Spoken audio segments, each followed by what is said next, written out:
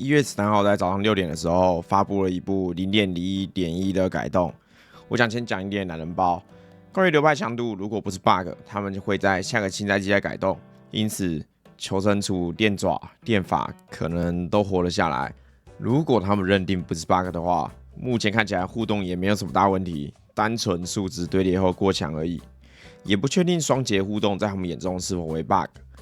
2，并不会有任何的经济重置，这很合理。POE2 的章节难度很高，不可能才刚开第1个月就突然重置。虽然复制 bug 被修正了，但这些装备都仍然在卖场里面留存，并不会被回收。第3，有很多 bug 他们知道，但这周内修不完。对，所以这周只会根据他们能够快速做反应的改动，也很正常，毕竟他们刚放完圣诞年假，3周的假期回来，现在除了修 bug 还有数字上改动，是很难套出新东西的。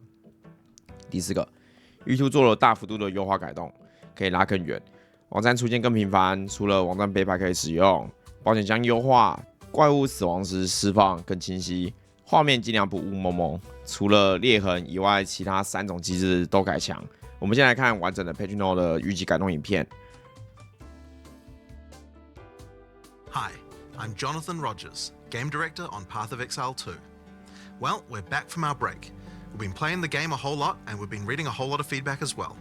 So it's time to assess and work out what we're going to do next. Now, later this week we'll be releasing POE2 0.1.1.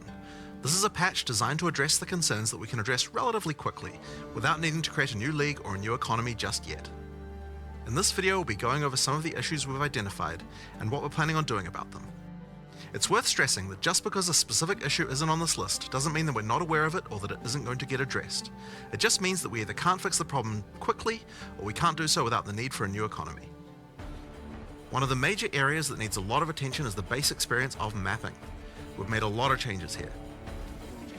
First, in-game maps have received a balance pass to the number of monsters, number of chests, number of magical rare monsters, number of essences, strongboxes, and precursor artifacts. You should generally find maps more rewarding than before. Maps generally specialize in one or more of these elements that they will be particularly rewarding in. Now, towers are a thing that's very important for players to run often, but we only had one of them. We wanted to add more variety here as soon as possible, so we've added 4 more tower maps. Alpine Ridge, Sinking Spire, Bluff, and Mesa. We've also redone the existing Lost Towers map to make playing there less boring. We're now also spawning more maps with bosses. The rate was intended to be 1 in 4 maps, but in reality the rate was much lower due to some maps being unable to spawn bosses. We've increased the rate to compensate for this issue so that we can get the actually intended rate. We're also adding a new type of tablet that allows you to add bosses to your maps with its own mod pool. Strongboxes also needed some love. They now spawn monsters faster, have a less annoying fog effect, and have also received changes to the timings and effects of the mods on them. Now, let's talk about visibility of effects. Many maps had too much clutter, preventing effects on the ground from rendering, causing you to be unable to see and dodge them. We've both changed the level of clutter on some maps and changed some effects to make sure that they are always visible. In addition, elemental explosion effects have had visibility improved, stick around for longer before they explode, and disappear without exploding if a rare monster dies. Volatile plants are also way easier to see before they explode. Now, we've also increased the zoom level on the Atlas, done a pass on various terrain collision issues in many maps. We've also improved the load times of opening the world map and Atlas panel. And we also now show the biome of a map on the hover for it. For other in-game content systems, we're focusing on getting all the rewards in line with what they should be. For Delirium, we recently fixed a bug which caused Delirium monsters to just not spawn after the starting part. And we've also buffed the rate of simulacrums dropping by 20%, to make it more in line with the rate of finding the Expedition and Ritual bosses. For Ritual, we've made Omens now appear in the Ritual Tribute window 60% more often. For Expedition, we've improved the rarity from the shops, but we'll be wanting to make some more substantial changes to the rewards for this league later on. Now, one of the major concerns that we're often seeing is that getting to play Pinnacle content just takes too long. and that when you do finally get there, you only get one attempt and don't get a chance to learn the boss. In order to address these concerns, we're making the following changes. First, we're making the Citadel spawn closer to the center of the Atlas, and we've also added an effect so you can see them in the fog of war from further away. This makes them much easier to find. To address the problem of only having one attempt, on the Arbiter of Ash you will now get up to 6 respawn attempts. Respawns can only be triggered by the person who put in the keys, and everyone on your party will be respawned at the same time. Leaving the map still forfeits your attempt, so you'll still need to fight the boss with the build you walked into the map with. Higher difficulties of the boss will lower the number of respawn attempts you get, but you should know the mechanics of the fight by then, right? Now, we'll also be adding respawns to other Pinnacle content as well over time.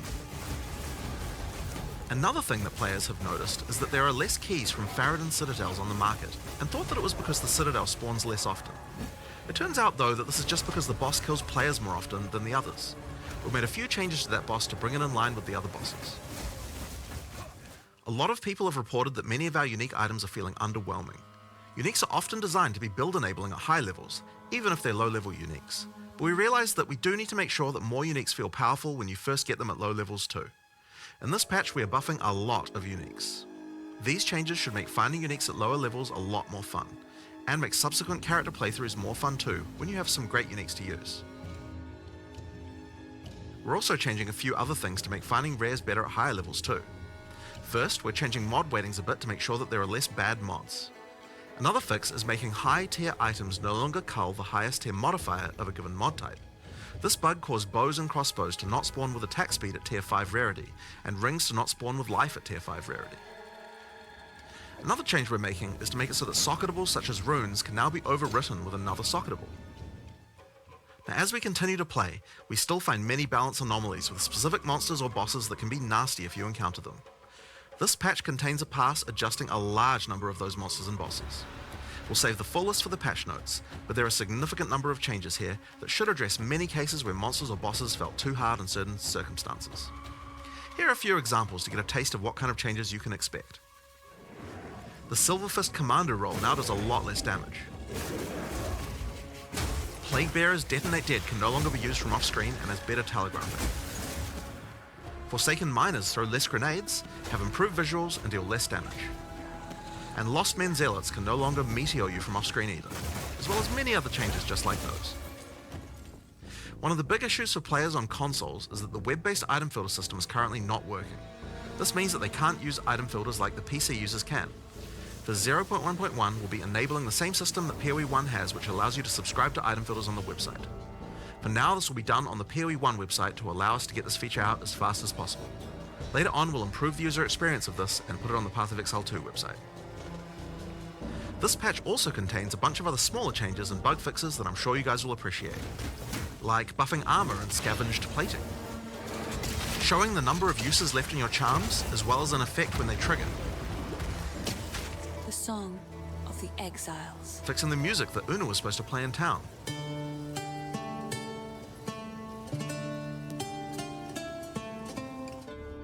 and plenty of other little fixes and improvements throughout the game. Now, we have a huge amount of much more meta-shifting changes that we know we want to make. And one of the best things about having the game in early access with the endgame is that we now have a much better idea of where we want character power to be and what the balance of bosses and monsters should be relative to that. But those types of changes are going to have to wait until we are ready to make a new league with a new economy for people to play in. That's still a little while away yet, but in the meantime we'll be continuing to identify things that are causing frustration and try and address them. I want to thank you guys for playing and hope to be doing more of these in the future. Later.